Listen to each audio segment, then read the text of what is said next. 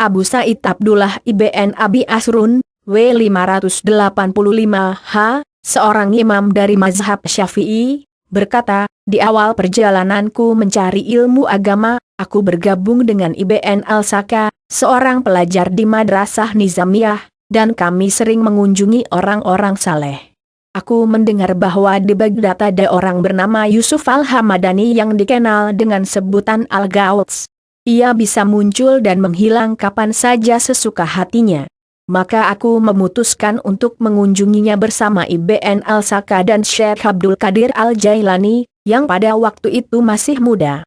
Ibn Al-Saka berkata, apabila bertemu dengan Yusuf Al-Hamadani, aku akan menanyakan suatu pertanyaan yang jawabannya tak akan ia ketahui. Aku menimpali, aku juga akan menanyakan satu pertanyaan dan aku ingin tahu apa yang akan ia katakan. Sementara Syekh Abdul Qadir Al-Jailani berkata, ya Allah, lindungilah aku dari menanyakan suatu pertanyaan kepada seorang suci seperti Yusuf Al-Hamadani. Aku akan menghadap kepadanya untuk meminta berkah dan ilmu ketuhanannya. Maka, kami pun memasuki majelisnya.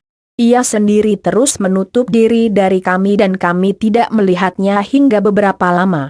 Saat bertemu, ia memandang kepada Ibn Al-Saka dengan marah dan berkata, tanpa ada yang memberitahu namanya sebelumnya, wahai Ibn Al-Saka, bagaimana kamu berani menanyakan pertanyaan kepadaku dengan niat merendahkanku?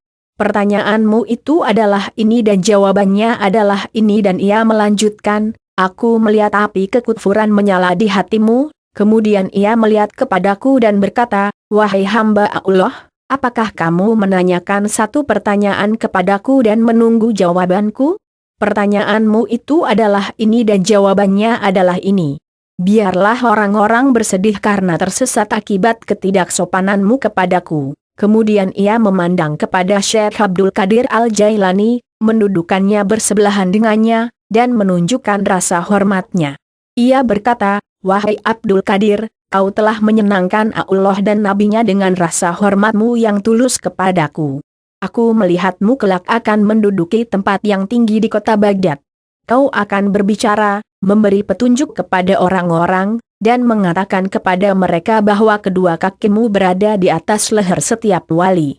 Dan aku hampir melihat di hadapanku setiap wali pada masamu memberimu hak lebih tinggi karena keagungan kedudukan spiritualmu dan kehormatanmu. Ibn Abi Asrun melanjutkan, kemasyhuran Abdul Qadir makin meluas dan semua ucapan Syekh Al-Hamadani tentangnya menjadi kenyataan hingga tiba waktunya ketika ia mengatakan, kedua kakiku berada di atas leher semua wali. Syekh Abdul Qadir menjadi rujukan dan lampu penerang yang memberi petunjuk kepada setiap orang pada masanya menuju tujuan akhir mereka.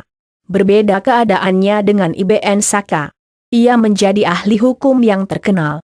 Ia mengungguli semua ulama pada masanya. Ia sangat suka berdebat dengan para ulama dan mengalahkan mereka hingga khalifah memanggilnya ke lingkungan istana. Suatu hari khalifah mengutus Ibn Saka kepada Raja Bizantium, yang kemudian memanggil semua pendeta dan pakar agama Nasrani untuk berdebat dengannya. Ibn Al-Saka sanggup mengalahkan mereka semua. Mereka tidak berdaya memberi jawaban di hadapannya. Ia mengungkapkan berbagai argumen yang membuat mereka tampak seperti anak-anak sekolahan. Kepandaiannya mempesona Raja Bizantium itu yang kemudian mengundangnya ke dalam pertemuan pribadi keluarga raja. Pada saat itulah ia melihat putri raja. Ia jatuh cinta kepadanya, dan ia pun melamar sang putri untuk dinikahinya. Sang putri menolak kecuali dengan satu syarat, yaitu Ibn Saka harus menerima agamanya. Ia menerima syarat itu dan meninggalkan Islam untuk memeluk agama sang putri, yaitu Nasrani. Setelah menikah, ia menderita sakit parah sehingga mereka melemparkannya keluar istana. Jadilah ia peminta-minta di dalam kota, meminta makanan kepada setiap orang meski tak seorang pun memberinya. Kegelapan menutupi mukanya. Suatu hari ia melihat seseorang yang ia kenal.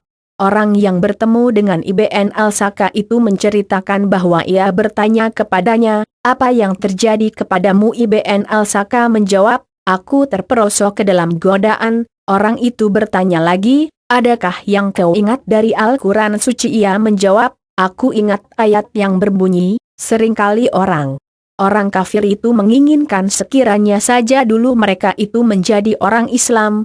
Qs Al-Hijr 15. Ia gemetar seakan-akan sedang meregang nyawa. Aku berusaha memalingkan wajahnya ke Ka'bah, tetapi ia terus saja menghadap ke timur. Sekali lagi aku berusaha mengarahkannya ke Ka'bah, tetapi ia kembali menghadap ke timur.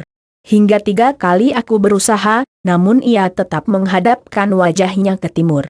Kemudian, bersamaan dengan keluarnya ruh dari jasadnya, ia berkata, "Ya Allah, inilah akibat ketidakhormatanku kepada walimu." Yusuf Al-Hamadani, Ibn Abi Asrun melanjutkan, "Sementara aku sendiri mengalami kehidupan yang berbeda. Aku datang ke Damaskus dan raja di sana, Nuruddin Al-Syahid, memintaku untuk mengurusi bidang agama, dan aku menerima tugas itu. Sebagai hasilnya, dunia datang dari setiap penjuru, kekayaan, makanan, kemasyhuran, uang, dan kedudukan selama sisa hidupku.